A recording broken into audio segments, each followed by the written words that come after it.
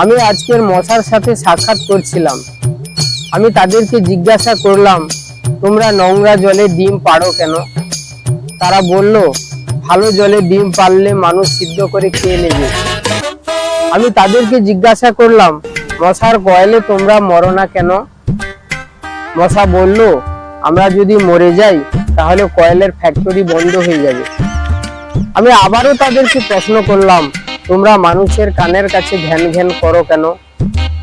তারা বলল, কারণ মানুষের পায়ের কাছে বা অন্য কোথাও ঘ্যান ঘ্যান করলে মানুষ শুনতে পাবে না, তাই। আমি তাদেরকে জিজ্ঞাসা করলাম, আমি শুনেছি পুরুষ মশা নাকি রক্ত খায় না, তাহলে ওরা কি খায়? মশা বলল, ওরা শুধু বউয়ের বকা খায়।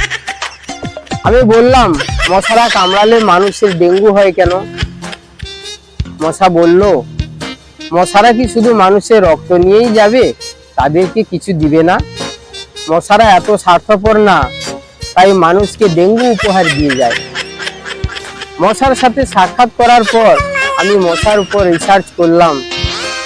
মশা অনেক ধরনের হয়, যেমন পড়তে বসলে যে মশায় কামড়ায় তারা হলো অশিক্ষিত মশা, খেতে বসলে যে মশা কামড়ায় তারা হলো ক্ষুধার্ত মশা, ঘুমানোর সময় যে মশায় কামড়ায় তারা হলো কাপুরুষ, জেগে থাকা অবস্থায় যে মশা কামড়ায় তারা হলো সাহসী, মশারির মধ্যে যে মশায় কামড়ায় তারা হলো অতিরিক্ত ছেঁচড়া, মাঝরাতে যে মশা কামড়ায় তারা হলো সিঙ্গেল,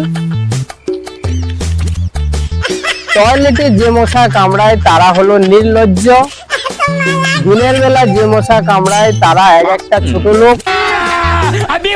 আমরা এই ভিডিওটা দেখার সময় আপনাদের যেই মশাগুলো কামড়াইতেছে ওরা হলো প্রতিবাদী মশা।